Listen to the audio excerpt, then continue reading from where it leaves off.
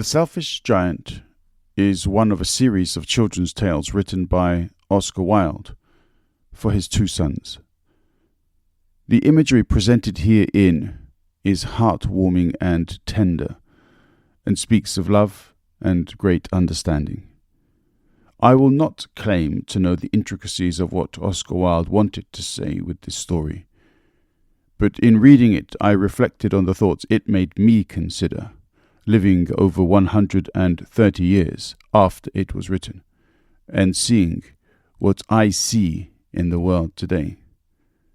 There are many such giants today.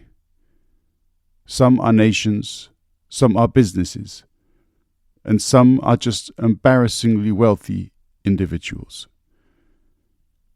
The children I symbolize as the people of this planet who deserve to enjoy nature's gifts as they were intended, but who are cruelly separated from that right by the greed of others. In the story, the giant soon recognizes his folly.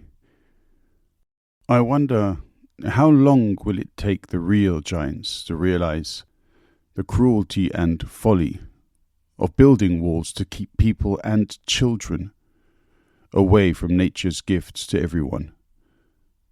This is Two and a Mic. Rise up and be curious.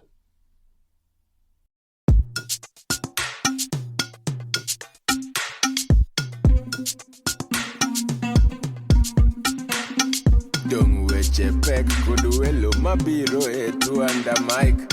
Dung parodit kod jok mawuoye Two and a Mic. Seche tin sud buta wawinji e Two and a Mic. Ola wachokre wabed piny bi wawinje ero chako Dung omit ndi Two and a Mic podcast makende. The Selfish Giant by Oscar Wilde. Every afternoon, as they were coming from school, the children used to go and play in the giant's garden. It was a large, lovely garden with soft green grass. Here and there over the grass stood beautiful flowers like stars, and there were 12 peach trees that in the springtime broke out into delicate blossoms of pink and pearl, and in the autumn bore rich fruit. The birds sat on the trees and sang so sweetly that the children used to stop their games in order to listen to them. "How happy we are here!" they cried to each other. One day the giant came back. He had been to visit his friend the Cornish ogre, and had stayed with him for 7 years. After the 7 years were over, he had said all that he had to say, for his conversation was limited, and he determined to return to his own castle. When he arrived, he saw the children playing in the garden. "What are you doing here?" he cried in a very gruff voice, and the children ran away. "My own garden is my own garden," said the giant. "Anyone can understand that, and I will allow nobody to play in it but myself." So he built a high wall all around it and put up a notice board. "Trespassers will be prosecuted." He was a very selfish giant. The poor children had now nowhere to play. They tried to play on the road, but the road was very dusty and full of hard stones, and they did not like it. They used to wander around the high wall when their lessons were over and talk about the beautiful garden inside. "How happy we were there," they said to each other. Then the spring came, and all over the country there were little blossoms and little birds. Only in the garden of the selfish giant it was still winter. The birds did not care to sing in it, as there were no children, and the trees forgot to blossom. Once a beautiful flower put its head out from the grass, but when it saw the notice board it was so sorry for the children that it slipped back into the ground again and went off to sleep. The only people who were pleased were the snow and the frost. "Spring has forgotten this garden," they cried, "so we will live here all the year round." The snow covered up the grass with her great white cloak, and the frost painted all the trees silver. Then they invited the north wind to stay with them, and he came. He was wrapped in furs, and he roared all day about the garden, and blew the chimney pots down. "This is a delightful spot," he said. "We must ask the hail on a visit." So the hail came. Every day, for 3 hours, he rattled on the roof of the castle till he broke most of the slates, and then he ran down and round the garden as fast as he could. He was dressed in grey, and his breath was like ice. "I cannot understand why the spring is so late in coming," said the selfish giant, as he sat at the window and looked out at his cold white garden. "I hope there will be a change in the weather." But the spring never came, nor did the summer. The autumn gave golden fruit to every garden, but to the giant's garden she gave none. "He is too selfish," she said. So it was always winter there, and the north wind, and the hail, and the frost, and the snow danced about through the trees. One morning the giant was lying awake in bed when he heard some lovely music. It sounded so sweet to his ears that he thought it must be the king's musicians passing by. It was really only a little linnet singing outside his window, but it was so long since he had heard a bird sing in his garden that it seemed to him to be the most beautiful music in the world. Then the hail stopped dancing over his head, and the north wind ceased roaring, and a delicious perfume came to him through the open basement. "I believe the spring has come at last," said the giant, and he jumped out of bed and looked out. What did he see? He saw a most wonderful sight. Through a little hole in the wall the children had crept in, and they were sitting in the branches of the trees. In every tree that he could see there was a little child, and the trees were so glad to have the children back again that they had covered themselves with blossoms, and were waving their arms gently above their children's heads. The birds were flying about and twittering with delight, and the flowers were looking up through the green grass and laughing. It was a lovely scene. Only in one corner it was still winter. It was the farthest corner of the garden, and in it was standing a little boy.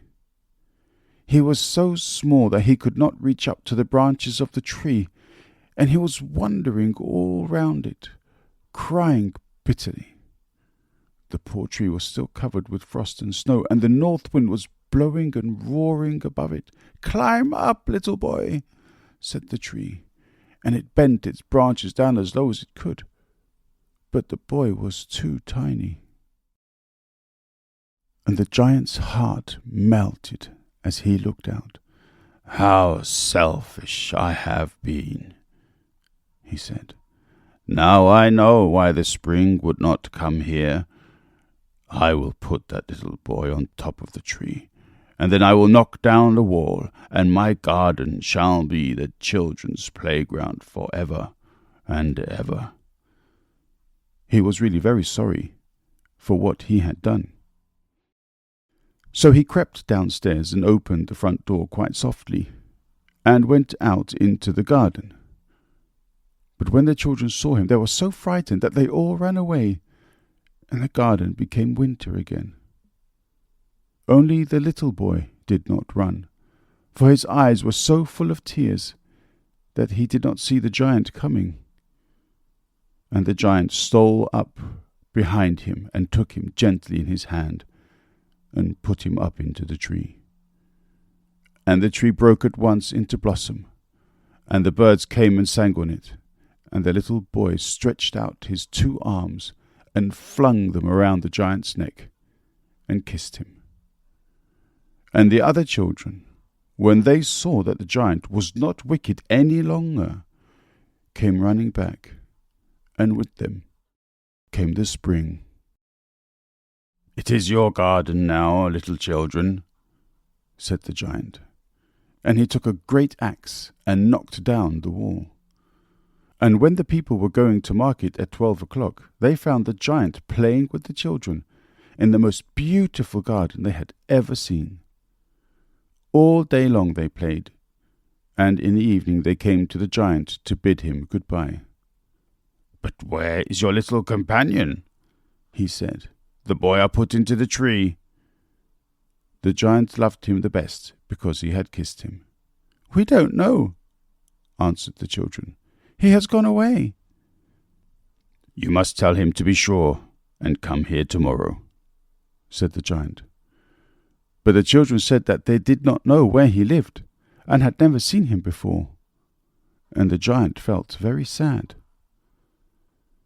Every afternoon when school was over, the children came and played with the giant, but the little boy whom the giant loved was never seen again. The giant was very kind to all the children, yet he longed for his first little friend, and often spoke of him. "How I would like to see him," he used to say. Years went over, and the giant grew old and feeble. He could not play about any more, so he sat in a huge armchair and watched the children at their games and admired his garden. "I have many beautiful flowers," he said, "but the children are the most beautiful flowers of all." One winter morning he looked out of his window as he was dressing. He did not hate the winter now, for he knew that it was merely the spring asleep, and that the flowers were resting. Suddenly he rubbed his eyes in wonder, and looked, and looked. It certainly was a marvellous sight. In the farthest corner of the garden was a tree quite covered with lovely white blossoms. Its branches were all golden, and silver fruit hung down from them, and underneath it stood the little boy he had loved. Downstairs ran the giant in great joy and out into the garden. He hastened across the grass and came near to the child, and when he came quite close, his face grew red with anger, and he said, "Who hath dared to wound thee?" For on the palms of the child's hands were the prints of 2 nails, and the prints of 2 nails were on the little feet. "Who hath dared to wound thee?" cried the giant. "Tell me, that I may take my big sword and slay him." "Nay," answered the child, "but these are the wounds of love." "Who art thou?" said the giant, and a strange awe fell on him, and he knelt before the child. And the child smiled on the giant and said to him, "You let me play once in your garden. Today you shall come with me to my garden, which is paradise." And when the children ran in that afternoon, they found the giant lying dead under the tree, all covered with white blossoms. 2, 2, 2, 2, and a mic.